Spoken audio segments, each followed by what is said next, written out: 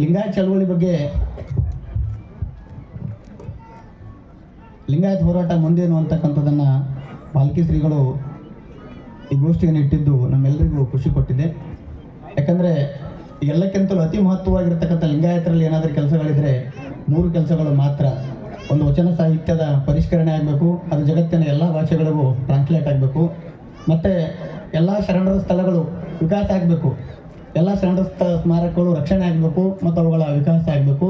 ಇನ್ನೊಂದು ಲಿಂಗಾಯತರಿಗೆ ಒಂದು ಅಲ್ಪಸಂಖ್ಯಾತ ಮಾನ್ಯತೆ ಸಿಗಬೇಕು. ಈ 3 ಬರೀ ಮಹತ್ವವಾಗಿರ್ತಕ್ಕಂಥ ಕೆಲಸ ಆಗಿದೆ. ಲಿಂಗಾಯತ ಹೋರಾಟ ಮುಂದಿನ ಬಗ್ಗೆ ಮಾತಾಡಿದ್ರು. ಗೆಳೆಯ ವಿಶ್ವರಾಧ್ಯ ಮತ್ತು ಮಹಾರಾಷ್ಟ್ರದವರೊಬ್ಬರು ತುಂಬ ಚೆನ್ನಾಗಿ ಮಾತಾಡಿದ್ರು. ಆದರೆ ಅವ್ರ ಮಾತಿನಲ್ಲಿ ಲಿಂಗಾಯತ ಹೋರಾಟದಕ್ಕಿಂತಲೂ ಬೇರೆ ಬೇರೆನೂ ಮಾತಾಡಿದ್ದಾರೆ.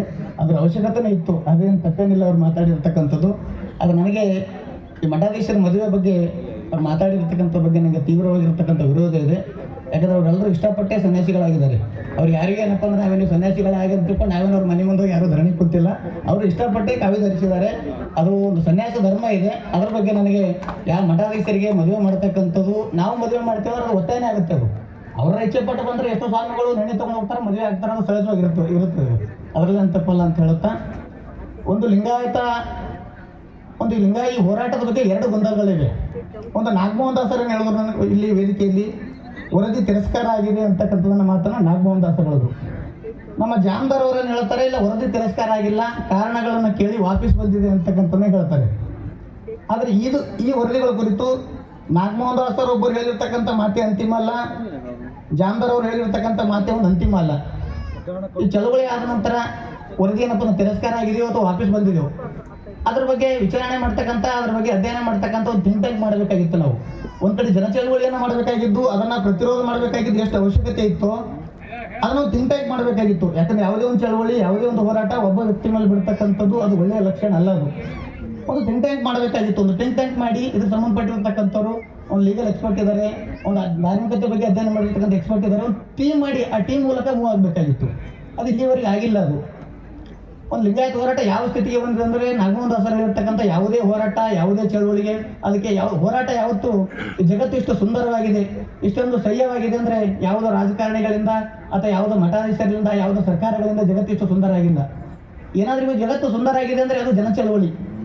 ಯಾರೇ ಈಗ ನಾವೆಲ್ಲ ಮಾಡ್ತಕ್ಕಂಥದ್ದು, ಸ್ವಾಮಿಗಳು ಮಾಡ್ತಕ್ಕಂಥದ್ದು, ನಾವೆಲ್ಲ ಕೆಲಸ ಮಾಡ್ತಕ್ಕಂಥದ್ದು, ಯಾರೇ ಮಾಡಿದ್ರು ಚಳವಳಿಗೆ ಪೂರಕವಾಗಿರ್ತಕ್ಕಂಥ ಕೆಲಸ. ನಾವೇನೋ ಬರವಣಿಗೆಗಳನ್ನು ಮಾಡ್ಬೋದು, ಅದು ಚಳವಳಿಗೆ ಪೂರಕವಾಗಿರ್ತಕ್ಕಂಥ ಕೆಲಸ. ಬಸವಣ್ಣ ಕಟ್ಟಿರ್ತಕ್ಕಂಥದ್ದು 12ನೇ ಶತಮಾನದಲ್ಲಿ ಧರ್ಮ ಕಟ್ಟಬೇಕಂತೇಳಿ ಬಸವಣ್ಣ ಬರಲಿಲ್ಲ, ಧರ್ಮ ಕಟ್ಟಬೇಕಂತೇಳಿ ಬುದ್ಧ ಬರಲಿಲ್ಲ, ಯಾರೂ ಧರ್ಮ ಕಟ್ಟಲಿಲ್ಲ ಅವರು.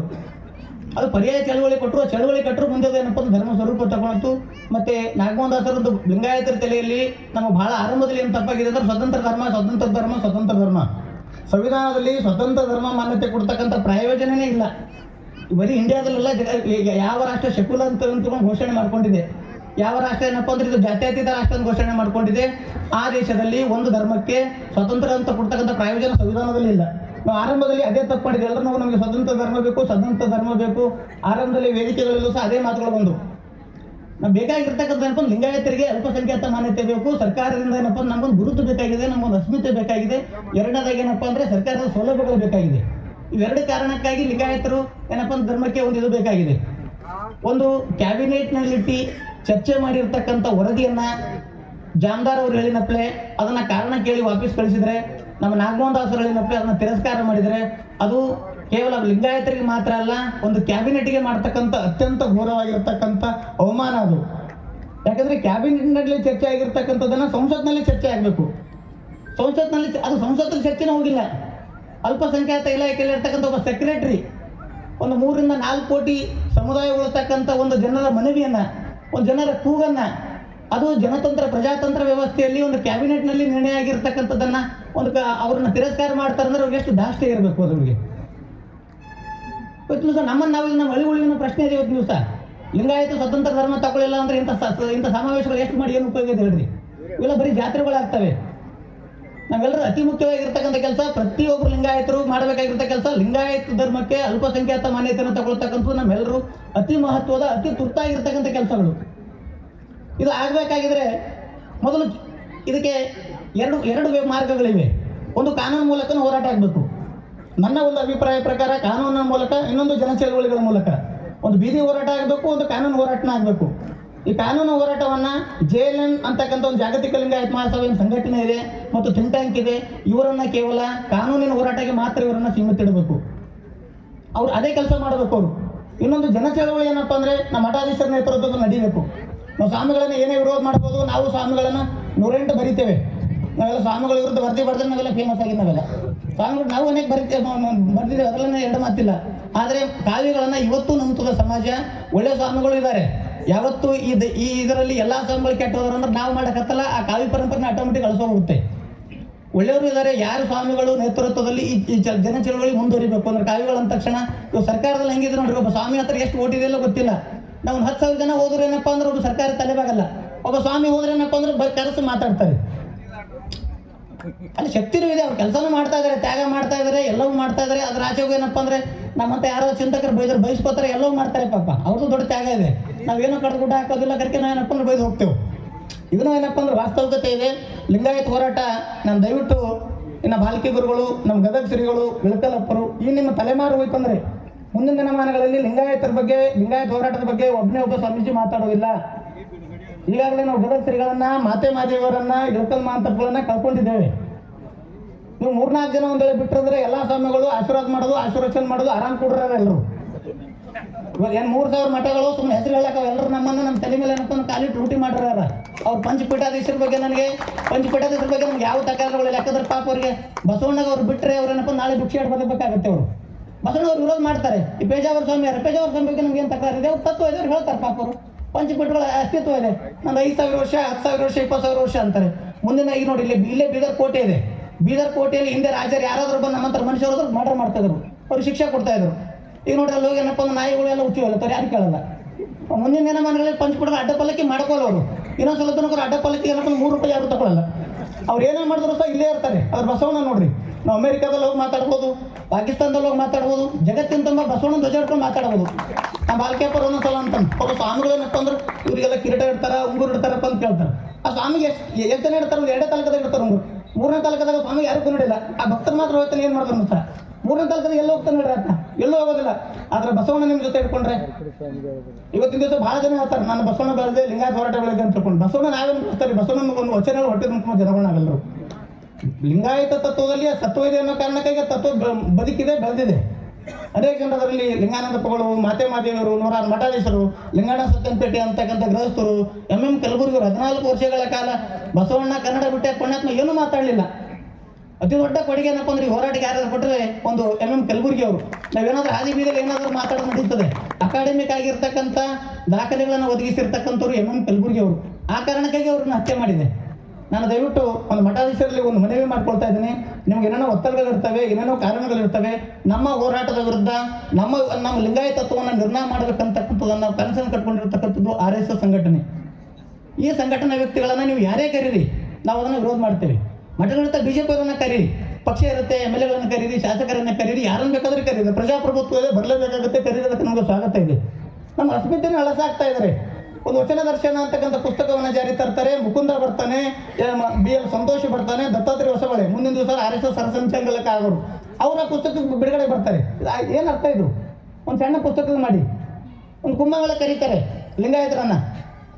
ಬಸವರಾಜ ಪಾಟೀಲ್ ಶೇಣ ಮಂದಿರ ಹತ್ರ ಇದನ್ನ ಅನ್ಕೊಂಡ್ರೆ ಅಯೋಧ್ಯೆ ಮಾಡ್ತಾನೆ, ಕಾಶಿ ಮಾಡ್ತಾನೆ ಅಂತ ಹೇಳ್ತಾರೆ.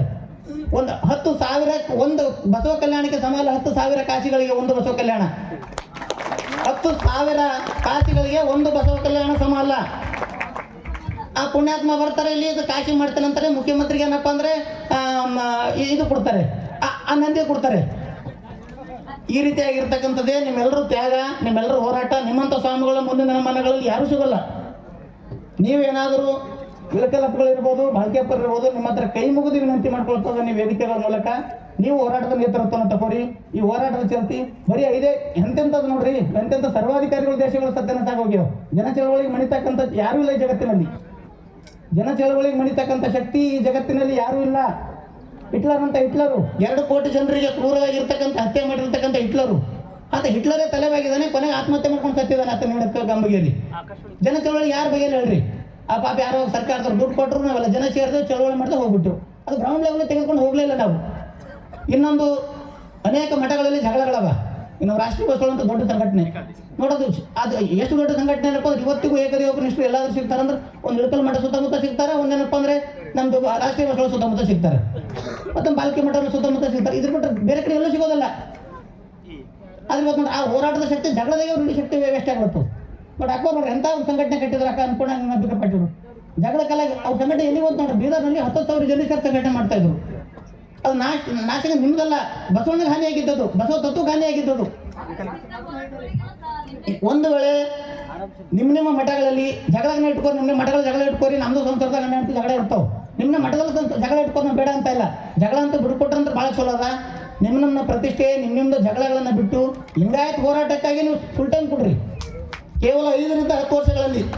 ಮತ್ತೆ ಯಾವ ಸರ್ಕಾರ ನೋಡ್ರಿ, ಈ ಸರ್ಕಾರ ಹೆಂಗಿದೆ ಗೊತ್ತೇನ್ರಿ, BJP ಅವ್ರು ಕೊಡಲ್ಲ, RSS ಅವ್ರು ಕೊಡಲ್ಲ ಅಂತಲ್ಲ. ನಮ್ಮ ಜನ ಚಳವಳಿ ಇತ್ತಂದ್ರೆ RSS ಅವ್ರು ಬರ್ಬೇಕಾಗುತ್ತೆ. ಯಾಕಂದ್ರೆ ರಾಜಕೀಯದಲ್ಲಿ ಭಾಳ ದೊಡ್ಡ ಶಕ್ತಿ ಇದೆ. ನಮ್ಮನ್ನು ಯಾರು ಬಲ ತುಂಬ್ತಾರೆ, ನಮ್ಮ ಶತ್ರುಗಳು ಯಾರು, ನಮ್ಮ ಮಿತ್ರಗಳನ್ನು ಗುರುತಿಸಲಾರ್ದೆ ಯಾವ ಶಕ್ತಿಗಳು ಲಿಂಗಾಯತ ಹೋರಾಟವನ್ನು ಹತ್ತಿಕ್ಕಬೇಕು, ಲಿಂಗಾಯತರಿಗೆ ಸ್ವತಂತ್ರ ಧರ್ಮ ಅಲ್ಪಸಂಖ್ಯಾತ ಮಾನ್ಯತೆ ಕೊಡಬಾರ್ದು ಅಂತಕೊಂಡು ತೀರ್ಮಾನ ಮಾಡಿ ಕುಂತಿದ್ದಾರೆ. ಅವ್ರಿಗೆ ರಾಜಕೀಯವಾಗಿ ಗೆಲ್ಲಿಸ್ತೇವೆ ನಾವು. ಮತ್ತು ಇವ್ರು ಬರ್ತಿಕೇನಪ್ಪ ಅಂದ್ರೆ ಅಲ್ಪಸಂಖ್ಯಾತ ಕೊಡ್ರಿ ಕುಡಿದ್ರೆ ಹೆಂಗೆ ಕೊಡ್ತಾರೆ ಅವ್ರು ಹೇಳ್ರಿ? ಎಲ್ಲಿವರೆಗೆ ಒಂದು ಹೋರಾಟಕ್ಕೆ ಒಂದು ಸ್ಪಷ್ಟ ಗುರಿ ಇರಬೇಕು, ಒಂದು ಸ್ಪಷ್ಟ ಮಾರ್ಗ ಇರಬೇಕು. ಇವೆರಡು ಇರಲಾರ್ದೆ ಇಂಥ 1000 ಚಳವಳಿಗಳು ಮಾಡಿದ್ರೆ ಕ್ಯಾರೆ ಅನ್ನೋದಿಲ್ಲ. ರೈತರು ನೋಡ್ರಿ ಎಷ್ಟು ಕನಿಷ್ಠ 5 ರಿಂದ 10 ಲಕ್ಷ ರೈತರೇನಪ್ಪ ಅಂದ್ರೆ ದೆಹಲಿಯಲ್ಲಿ ಅಷ್ಟು ದೊಡ್ಡ ಹೋರಾಟ ಮಾಡ್ತಕ್ಕಂಥ ಶಕ್ತಿ ಅಂತೂ ಲಿಂಗಾಯತರಲ್ಲಿ ಬೌದ್ಧಿಕವಾಗಿ ಬೆಳೆದಿಲ್ಲ. ಶಿಖರಲ್ಲಿ ದಾಸೋಹಗಳಿದ್ದು, 108 ಗುರುದ್ವಾರಗಳಿದ್ದು, ಎಷ್ಟು 800 ಜನ ರೈತರು ಸತ್ತಿದ್ದಾರೆ ಚಳಿಯಲ್ಲಿ. ಅವ್ರು ಕೇಳಿಲ್ಲ, ಅವ್ರು ಏನಪ್ಪ ಮುಳ್ಳು ಹಾಕಿದ್ರು, ಏನೇನೋ ಮಾಡಿದ್ರು. ಎಲ್ಲ ಸರ್ಕಾರಗಳು, ಕಾಂಗ್ರೆಸ್ ಸರ್ಕಾರ ಇರಲಿ, BJP ಸರ್ಕಾರ ಇರಲಿ, ಸರ್ಕಾರ ಇರೋದೇನಪ್ಪ ಅಂದ್ರೆ ಉಳ್ಳವ್ರ ಪರವಾಗಿರ್ತಕ್ಕಂಥ ಸರ್ಕಾರಗಳು. ಎಲ್ಲೋ ಸಿದ್ದರಾಮಯ್ಯ ಅಂತಕ್ಕಂಥ ಒಬ್ಬೊಬ್ಬ ನಾಯಕರು ಸಿಗ್ತಾರೆ. ಎಲ್ಲ ಸರ್ಕಾರಗಳು, ಎಲ್ಲ ರಾಜಕಾರಣಗಳು ಲುಟ್ಟುಬಿಟ್ಟಕ್ಕೆ ಬರ್ತಾರೆ. ಅದರಲ್ಲಿ ಎರಡು ಮಾತಿಲ್ಲ. ಅವ್ರಿಗೆ ಅಧಿಕಾರ ಬೇಕು, ಅಧಿಕಾರಗಳಿಗೆ ಏನಾದ್ರು ಮಾಡ್ತಾರೆ. ಕೊನೆಗೆ ಏನು ಮಾಡಿದ್ರು, ಅವೆಲ್ಲ ಬಿಲ್ಗಳನ್ನು ವಾಪಸ್ ತಗೊಂಡ್ರು. ಯಾಕೆ ಎಲೆಕ್ಷನ್ ಬಂತು. ಎಲ್ಲಿವರೆಗೆ ಲಿಂಗಾಯತರಲ್ಲಿ ಬಸವ ಪ್ರಜ್ಞೆ ಬರೋದಿಲ್ಲ, ಎಲ್ಲಿವರೆಗೆ ಲಿಂಗಾಯತರಲ್ಲಿ ರಾಜಕೀಯ ಪ್ರಜ್ಞೆಯನ್ನು ಬರೋದಿಲ್ಲ, ಮತ್ತು ನಮ್ಮ ಮಠಾಧೀಶರು ಹೋರಾಟದ ನೇತೃತ್ವವನ್ನು ವಹಿಸ್ಕೊಳ್ಳೋದಿಲ್ಲ, ಈ ಹೋರಾಟ 3 ಜನ ಮುಂದೋಗಲ್ಲ. ನೋಡ್ರಿ, ಒಂದು ಬಸವ ಕಲ್ಯಾಣದಲ್ಲಿ ಒಂದು ಚಳವಳಿ ಮಾಡ್ತಾರೆ ಲಿಂಗಾಯತರಿಗೆ ಎಷ್ಟು ಜನ, 10-20 ಜನ ಬಂದು ಸೇರ್ತಾರೆ. ಇವತ್ತಿಗೂ ಲಿಂಗಾಯತರಲ್ಲಿ ನಮ್ಮದೊಬ್ಬ ಆತ್ಮೀಯ ಸ್ನೇಹಿತಗಳ ಆಶಾ ಅಂತ ತಿಳ್ಕೊಂಡು ಅಮೆರಿಕಾದಲ್ಲಿ ನಾನೊಂದು ಮಾತು ಹೇಳಿದೆ, ವಚನಗಳೇನಪ್ಪ ಇಂಗ್ಲೀಷ್ ಟ್ರಾನ್ಸ್ಲೇಟ್ ಮಾಡ್ಬೇಕಂತೇಳಿ. ಅವ್ರ ಗಂಡ ಹೆಂಡತಿ ಸೇರಿ 70 ಲಕ್ಷ ರೂಪಾಯಿ ಸಂಬಳ ಇದೆ ಒಂದು ತಿಂಗಳು ಸಾಫ್ಟ್ವೇರಲ್ಲಿ. ಅವ್ರಿಗೆ 1 ತಿಂಗಳು ಸಂಬಳ ಕೂಡ ರೆಡಿ ಆಗಿದ್ದಾರೆ ಬಸವಣ್ಣ ಕೆಲಸಕ್ಕೆ. ಬಸವಣ್ಣ ಕೆಲಸಕ್ಕೆ ಪ್ರಾಣ ಕೊಡೋಕ್ಕೂ ರೆಡಿ ಇದ್ದಾರೆ 1000 ಜನರು. ಆದರೆ ಚಾಲನೆ ಶಕ್ತಿ ಎಲ್ಲೂ ಇಲ್ಲ. ಜನ ಇದ್ದಾರೆ, ಜನರದೇನು ತಪ್ಪಲ್ಲ. ನೀವು ಇವತ್ತು ಕರೀರಿ, ದುಡ್ಡು ಕೊಡೋದು, ದುಡ್ಡು ಕೊಡ್ತಾರೆ. ಪೊಲೀಸರ ಕೈಲೇನಪ್ಪ ಬುಡ್ಡೆಡ್ ತಿಲ್ಲಕ್ಕೂ ರೆಡಿ ಇದ್ದಾರೆ, ಎಲ್ಲಕ್ಕೂ ರೆಡಿ ಇದ್ದಾರೆ ಜನರು. ಅದ್ರ ನೇತೃತ್ವ ಯಾರ್ದಿದೆ? ಒಬ್ಬ ನಾಯಕ ಇಲ್ಲದೆ ಹೋರಾಟ ಆಗುತ್ತೆ, ಹೆಂಗೆ ಹೋಗುತ್ತೆ? JLM ಅಂತಕ್ಕಂಥ ಸಂಘಟನೆ ಇದೆ, ಅದ್ರ ಬಗ್ಗೆ ಪಾಪ ಒಳ್ಳೆ ಕೆಲಸ ಮಾಡ್ತಾ ಇದ್ದಾರೆ, ದಾಖಲಾತಿಗಳನ್ನು ಮಾಡ್ತಾ ಇದ್ದಾರೆ. ಅದ್ರ ಯಾರು ಕೇಳಲ್ಲ. ಅವ್ರನ್ನ 8-10 ಮಂದಿ ಏನಪ್ಪ ಕೂತ್ಕೊಂಡ್ರೆ ಅವ್ರದವ್ರು ಮೀಟಿಂಗ್ ಮಾಡ್ತಾರೆ, ಅವ್ರದವ್ರು ಮಾಡ್ಕೋತಾರೆ. ಹಿಂಗಂದ್ರೆ ಜನ ಚಳವಳಿ ಮುಂದೆ ಹೋಗಲ್ಲ. ಹಿಂಗೆ ಯಾವ್ದು ಚಳವಳಿ ಇದ್ರು ಸಹ ಎಲ್ಲ ಒಂದು ಥಿಂಕ್ ಟ್ಯಾಂಕ್ ಅಂತಕ್ಕಂಥ ಮಾಡಬೇಕು. ಈ ನಾಡಿನಲ್ಲಿ ಇವತ್ತಿನ ದಿವಸ ಮೈನಾರಿಟೀಸ್ ಬಗ್ಗೆ ಮಾಡ್ತಕ್ಕಂಥ ದೊಡ್ಡ ಹೈಕೋರ್ಟ್, ಸುಪ್ರೀಂ ಕೋರ್ಟ್ ಜಡ್ಜಸ್ ಇದ್ದಾರೆ, ದೊಡ್ಡ ಚಿಂತಕರಿದ್ದಾರೆ. ಅವ್ರೆಲ್ಲರನ್ನು ಕೂತ್ಕೊಂಡು ಥಿಂಕ್ ಟ್ಯಾಂಕ್ ಮಾಡಿ ಕನಿಷ್ಠ 2 ತಿಂಗಳಿಗೆ ಒಂದ್ಸಲ, 3 ತಿಂಗಳಿಗೆ ಒಂದ್ಸಲ ಮೀಟಿಂಗ್ ಮಾಡಿದರೆ ಏನಾದರೂ ಆಗುತ್ತೆ. ಇನ್ನು ನಮ್ಮ ಬಾಲ್ಕಿ ಸ್ವಾಮಿಗಳು, ಗದಗ ಸ್ವಾಮಿಗಳು ಒಂದು ಒಳ್ಳೆ ಕೆಲಸ ಮಾಡಿದ್ದಾರೆ, ಅದಕ್ಕೆ ನಾವು ಥ್ಯಾಂಕ್ಸ್ ಹೇಳಬೇಕು. ಅದಿನ್ನೂ ಕೆಲಸ ಮಾಡ್ತಾರೆ. ಒಂದೇನಪ್ಪ ಒಂದು ಲಿಂಗಾಯತ್ ಮಠಾಧಿಪತಿಗಳು ಒಕ್ಕೂಟ ಅಂತ ಮಾಡಿದ್ದಾರೆ, ಅದಕ್ಕೆ ನಾನು ವಿಶೇಷವಾಗಿರ್ತಕ್ಕಂಥ ಧನ್ಯವಾದವನ್ನು ಹೇಳಬೇಕು. ಅದಕ್ಕೆ ಯಾಕೆಂದರೆ ಅದಿನ್ನೂ ಬರೀ ಮೀಟಿಂಗಿಗೆ ಮಾತ್ರ ಸೀಮಿತ ಆಗಿದೆ. ಕೆಲಸ ಮಾಡಬೇಕು, ಅದು ಬರೀ ಮೀಟಿಂಗ್ ಮಾಡ್ತಾ ಇದ್ದಾರೆ, ಅದರ ಆಚೆಗೂ ಕೆಲಸಗಳು ಆಗಬೇಕು, ಅದ್ರಾಗೇನು 2 ಮಾತಿಲ್ಲ. ಆದರೆ ಭಾಳ ದೊಡ್ಡ ಕೆಲಸ ಅದು. ಎಲ್ಲ ಲಿಂಗಾಯತ್ ಮಠಾಧೀಶರು ಒಂದು ವೇದಿಕೆ ಮೇಲೆ ತರ್ತಕ್ಕಂಥ ಕೆಲಸ ಅಂದರೆ ಸಾಮಾನ್ಯ ಕೆಲಸಗಳಲ್ಲರಿ ಇದು. ನಮ್ಮ ಚಿಂತಕರು ನೋಡ್ರಿ, ನಾವು ಪ್ರಗತಿಪರ, ನಮಗೂ ಹಂಗೆ ಈ ನೋಡಿ ಬಾಲ್ಕಿಯಪ್ಪರು ಒಂದು ರೋಡ್ ಶೀಟ್ ಮಾಡ್ಕೊಂಡ್ರೆ ಏನಪ್ಪ, ನಮ್ಮ ಪ್ರಗತಿಪರ ಚಿಂತಕರು ಅದೇ ದೊಡ್ಡ ವೀಕ್ನೆಸ್ ಅದ ನಮ್ಮದು. ತಪ್ಪಂತ ನೋಡ್ಬಿಡ್ತು. ನಮ್ಮ ಸ್ವಾಮಿಗಳು ಸಹ ಒಬ್ಬರೊಬ್ಬರು ಕೊಡೋದಿಲ್ಲ. ಇದನ್ನೂ ದೊಡ್ಡ ಸಮಸ್ಯೆ ಅದ. ನಾನು ಮತ್ತೊಮ್ಮೆ ಈಗ ಭಾಳಷ್ಟು ಸಮಯವನ್ನು ತೆಗೆದುಕೊಂಡಿದ್ದೇನೆ. ನಾನು ಗದಗ ಶ್ರೀಗಳ ಹತ್ರ ಒಂದು ಶಕ್ತಿ ಇದೆ, ನಿಮ್ಮ ಹತ್ರ ಒಂದು ದಂಡಿದೆ. ಒಂದು ನೀವು ಗುರುಗಳೇ ಹೋರಾಟದ ನೇತೃತ್ವ ತಗೋರಿ. ನಮ್ಮ ಬಾಲ್ಕೆ ಗುರುಗಳು, ನಮ್ಮ ಇಳ್ಕೊಂಡವರು ಎಲ್ಲರೂ ನಿಮ್ಮ ಜೊತೆ ಇರ್ತಾರೆ. ನೀವು ದಂಡ ಮುಂದೆ ಹಿಡಿದ್ರೆ ಎಲ್ಲರೂ ನಿಮ್ಮ ಜೊತೆ ಬರ್ತಾರೆ. ನಾವು ಸುಮ್ಮನೆ ನೆಪ ಮಾತ್ರಕ್ಕೆ ಏನಪ್ಪ ಅಂದರೆ ವರ್ಷಕ್ಕೆ ಒಂದ್ಸಲ ಏನಪ್ಪ ಒಂದು ಸಂಪ್ರದಾಯ ಸಭೆ ಕರೀತಾರೆ, ನಾವು ಹೋಗ್ತೇವೆ, ಊಟ ಮಾಡ್ತೇವೆ, ಬರ್ತೇವೆ ಅಂದ್ರೆ ಏನಾಗ್ತದೆ ಹೇಳ್ರಿ? ಏನೂ ಆಗೋದಿಲ್ಲ. 24x7 ಲಿಂಗಾಯತ್ ಹೆಂಗೆ ನೋಡ್ರಿ, ನಿಮ್ಮ ಶಿಕ್ಷಣ ಸಂಸ್ಥೆಗೆ ಹೆಚ್ಚು ಕೇರ್ ಮಾಡ್ತೀರಲ್ಲ ಸ್ವಾಮಿಗಳು. ಎಲ್ಲಾದ್ರೂ ಮ್ಯಾಥಮೆಟಿಕ್ಸ್ ಟೀಚರ್ ಇರಲಿಲ್ಲ ಅಂದ್ರೆ ಆಕಾಶನ ತಲೆಬೇಲ್ ಬಿದ್ದಪ್ಲೆ ಮಾಡ್ತೇವೆ ನಾವು. ಲಿಂಗಾಯತ್ ಹೋರಾಟನೂ ಅಷ್ಟು ಆದ್ಯತೆ ಕೊಟ್ಟರೆ ಮಾತ್ರ ಏನಾದರೂ ಆಗುತ್ತೆ, ಮತ್ತು ನಿಮ್ಮಿಂದ ಮಾತ್ರ ಸಾಧ್ಯ ಅಂತ ಒಂದು ಮಾತನ್ನು ಹೇಳ್ತಾ ನಾನು 2 ಮಾತುಗಳನ್ನ ಮುಗಿಸ್ತೇನೆ.